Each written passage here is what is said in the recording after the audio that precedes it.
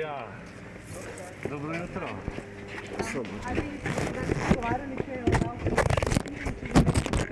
Sekretarka je šla v izvršbo. Mislim, da se ve, sicer vam te informacije jaz ne bom dal. Kaj smo pa danes pogovarjali, mislim, da kar precej stvari. No, glede davka Vemo pa, kje so aktualne. Kaj je najaktualnejše? V četrtek mora zadeva biti potrjena. Vsekakor bo to tema, ja.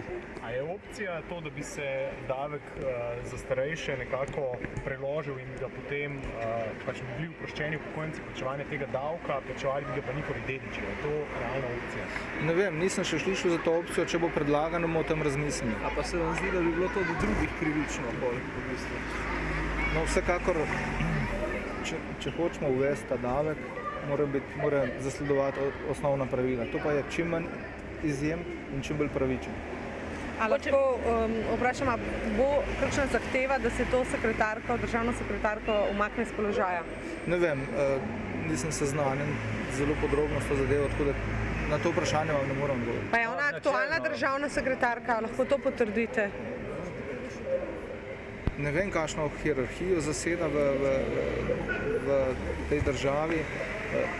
Premalo sem seznanjen, da moram vam korektno govoriti. Gospa Zlatna. Ne vem, imena pa sploh ne vem. Hvala lepa. Hvala.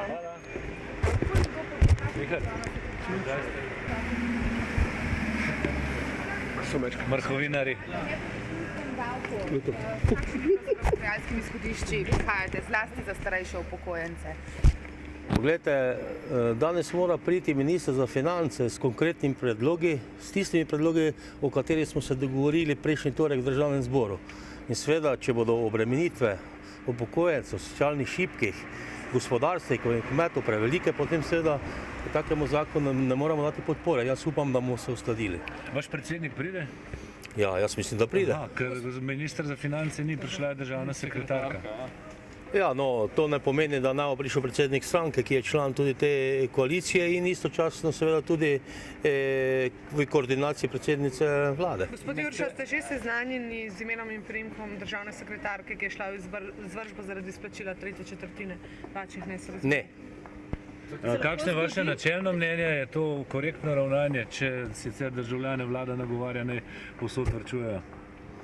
Ja, potem ni tisto, kar seveda bi jaz rekel, da je korektno. Gospod Jurša, koliko bi bil po prvi oceni oziroma prvih proračunih težek še tale nepremičninski davek, če bi recimo najšibkejšim upokojencem popustili? Koliko je to, ja? Ja, veste, to mora povedati finančni minister, saj ima za sabo tudi veliko službo, ki lahko to izračuna. Jaz kot poslanec vam tega v tem trenutku res ne vem povedati. Nekateri vidijo težavo tega vašega predloga za odlog v pač diskriminatornosti do drugih. Se pravi, če lahko oprostimo upokojencem, dajmo še vsem ostalim. Ja, niso edini upokojenci, ki bi jih oprostili. Imamo tudi nekatere humanitarne organizacije, ki jih uporabljamo dejansko takrat, ko smo visili, sedaj, ko pa bi predpisovali davek, pa na njih pozabljamo. Tudi tega ne smemo narediti, da bi gasilska društva plačala naprimer 10% svojega letnega priliva strani občinskih proračunov za davek, zaradi tega, ker imajo gasilski dom in mesto, kjer se dejansko zbirajo in seveda tudi pripravljajo za intervencije. Koliko pa po vašem procentualno dejansko pomeni nekomu, ki je na minimalni pokojnini, pač ta strošek letnega davka? Imate kakšen podatek? Veste kaj, to je zelo težko reči, odvisno od tega, kako ima nepremičnino in seveda kakšna je vrednost te nepremičnine, temu primerno seveda so potem tudi izračune. Ne gre zdaj toliko za vprašanje, ali so ali niso preveč obremenjeni. Mi moramo v tem trenutku vedeti, koliko bodo obremenjeni. In če ne bomo tega vedeli, potem je zelo težko zadevo zagovarjati. Rekli ste, da ne boste potem podprli zakona davka na nepremičnine, če bo ostal nespremenjen, torej tako kot je proračun, v katerem je pa vključen ta davek, pa bi podprli. Mi bomo proračun podprli, to sem že večkrat rekel in to je tudi rekel tudi predsednik stranke. Ampak s kakšnim predlogom konkretno vi zdaj prihajate? Naj pride s predlogom tisti, ki je v tej državi zadolžen, da pripravlja predloge z področja financ. Zaveli za to, da se pač, kot je kolega omenil, da se upokojencem pač nekako to omeni? A ste vi iz predloga zakona zaključili, da je dejansko to številka, s katero on razpolaga, čisto točna? bomo videli. Še to, omenili ste gasilce, gre za grozljiv primer. Bi lahko torej rekli, da je bil ta zakon pripravljen na pamet, če obdavčimo celo gasilske domove? Ja, veste, oni so rekli, da bodo vse obdavčili, veste, tudi verske skupnosti in seveda tukaj v ta kontekst vseh tistih, ki bodo obdavčeni, so tudi gasilci in seveda mene skrbi. Danes bomo jih rabili za intervencije, za reševanje, jutri pa bomo enostavno rekli, da jih bomo obdavčili, naprimer v neki poprečni višini 10% od njihovega letnega priliva. Hvala. Super, hvala.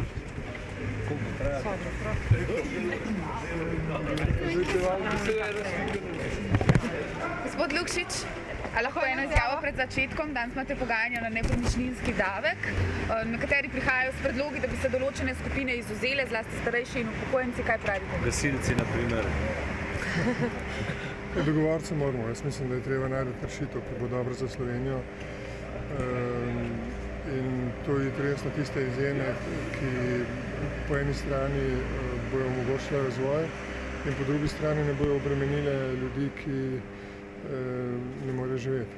Zakaj se po vašem zgodba s tem davkom praktično iz seje na sejo premika? Zakaj ga ni bilo mogoče že v začetku oblikovati tako, da bi bili najrevnejši izvzeti pa posebne skupine?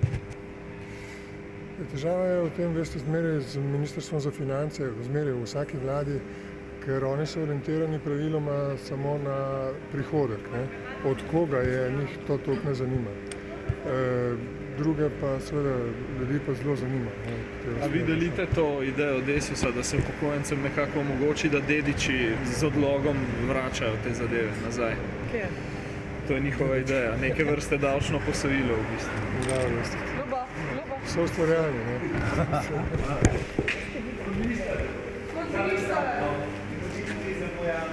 Ne, pa ne, res ne, niste zadnji.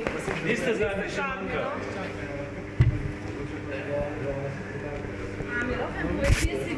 Jo, pa je zdaj pa šel? Ja, čudno. Kaj sem dal?